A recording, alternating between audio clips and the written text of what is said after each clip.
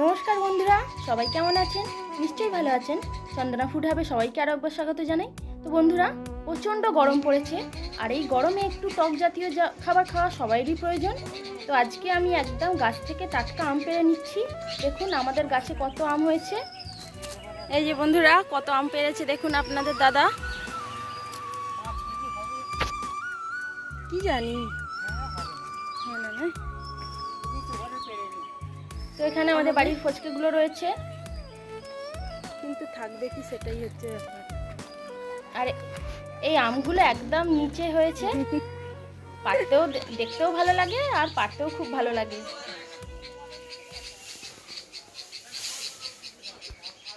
দাদা করবে। তো এখানে কয়েকটা আম নিয়ে নিয়েছি, আজকে আম পানা হবে। আর এই আম পানাটা আপনাদের দাদা খুব ভালো করে, তো ওই করবে। প্রথমে আমগুলোকে সেদ্ধই বসিয়ে দিয়েছে। এটা আপনারা চাইলে পুড়িয়েও করতে পারেন, কিন্তু পোড়ানোয় গ্যাস খরচাটা একটু বেশি হবে, কারণ এখন তো গ্যাসের অনেক দাম, তাই সেদ্ধ করে করাই ভালো। তো আমটা সেদ্ধ হয়ে গেছে। এবার এটাকে ভালো করে ঠান্ডা জলে একটু ধুয়ে ঠান্ডা করে নিন। এইবারে হাতে করে একটু দলে নিন ভালো করে আমটাকে এইভাবে, তাহলে ভিতরে শাঁসগুলো একদম স্মুথ হয়ে যাবে। আর এইভাবে কেটে এটাকে টিপে বার করে নিন, শাঁসটা পুরো পরিষ্কার হয়ে বেরিয়ে আসবে। দেখুন কেমন করে করছে আপনাদের দাদা। এই যে এইভাবে টিপলেই শাঁসটা পুরো বেরিয়ে আসবে, একদম খোলা থেকে শাঁসটা একদম পরিষ্কার হয়ে যায়। যদি বা খোলাতে অল্প লেগে থাকে, এইভাবে চাকু বা চামচে করে বার করে নিন, ব্যাস সব শাঁসটা একদম চলে আসবে। তো এইভাবে সব কটা আমি বার করে নেওয়া হবে শাঁসটা। প্রথমে হাতে করে দলে নিন, ব্যাস তারপরেই বার করে নিন। অবশ্য আটিগুলো ফেলে দিতে হবে। এই আমটাকে এবারে মিক্সিতে ভালো করে পেস্ট করে নেওয়া হবে, তাহলে আরও স্মুথ হয়ে যাবে। ভালো করে ব্যাটার তৈরি করে নিতে হবে। তো এখানে আমি চিনিটাকে ডাস্ট করে নিয়েছি। তো এখানে আমি 4 চামচের মতন চিনি দিয়ে দিলাম।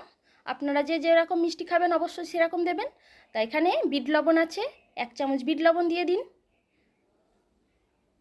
আর একটু ঠান্ডা জল দিয়ে এটাকে ভালো করে ব্যাটারটা তৈরি করে নিতে হবে। একবার মিক্সিতে ঘোরালেই ব্যাটারটা তৈরি হয়ে যাবে। দেখুন কত সুন্দর ব্যাটারটা তৈরি হয়ে গেছে। এবারে কাঁচের গ্লাস নিন বা স্টিলের গ্লাস যাতেই নিন না কেন, প্রথমে এই ব্যাটারটা একটু করে গ্লাসে নিয়ে নিন। আর এই ব্যাটারটা কিন্তু ফ্রিজে রেখে দিলে অনেক দিনই ভালো থাকবে। আপনারা যখনই চাইবেন ব্যাটারটা বার করে নিয়ে এইভাবে তৈরি করে নেবেন, তাহলেই হয়ে যাবে। গরমের একটা স্বস্তিকর খাবার।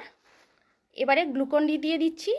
এই গরমে অবশ্যই গ্লুকোজ খাওয়া সবারই প্রয়োজন, কারণ এতটাই গরম পড়েছে এবছরে যে বলার নয়। এবারে একটু করে জল জিরা দিয়ে দিন, প্রায় 1/2 চামচ করে দিলেই হবে। এবারে ঠান্ডা জল মিশিয়ে দিচ্ছি।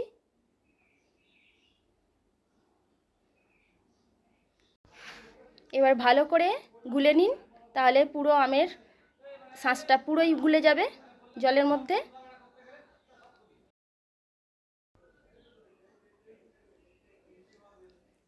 এবারে একটু স্প্রাইট দিয়ে দিচ্ছি। বাড়িতে যদি স্প্রাইট থাকে তাহলে দিতেও পারেন, না থাকলে নাও দিতে পারেন, কোনো অসুবিধা নেই। স্প্রাইটটা দিলে একটু খেতে ভালোই লাগে। তো এরপর গার্নিশের জন্য আমি এখানে একটু পুদিনা পাতা দিয়ে দিচ্ছি, দেখতে বেশ ভালোই লাগে। আর একটা করে গোলাপের পাপড়ি।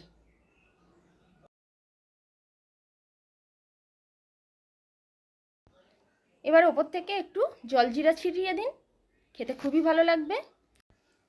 আরও ঠান্ডা খাওয়ার জন্য এখানে আমি আধ ঘন্টা ফ্রিজে রেখে দিচ্ছি। বাড়িতে যদি কোনো অতিথি আসার থাকে তাহলেও কিন্তু এইভাবে তৈরি করে রেখে দিলে অনায়াসেই তাদের সার্ভ করতে পারবেন। তো বন্ধুরা, আধা ঘন্টা হয়ে গেছে, এবার ফ্রিজ থেকে বার করে নিচ্ছি। এই গরমের দিনে এরকম ঠান্ডা ঠান্ডা শরবত খেতে কারই না ভালো লাগে। তো দেখুন কত সুন্দর দেখতে লাগছে। তো এই গরমের মধ্যে আপনারাও অবশ্যই এইভাবে একবার তৈরি করে খান, দারুণ লাগবে। আর আজকের রেসিপিটা যদি ভালো লাগে তাহলে প্লিজ চ্যানেলটিকে লাইক, শেয়ার এবং সাবস্ক্রাইব করে আমার পাশে অবশ্যই থাকবেন। সবাই সুস্থ থাকুন, ভালো থাকুন। ধন্যবাদ বন্ধুরা।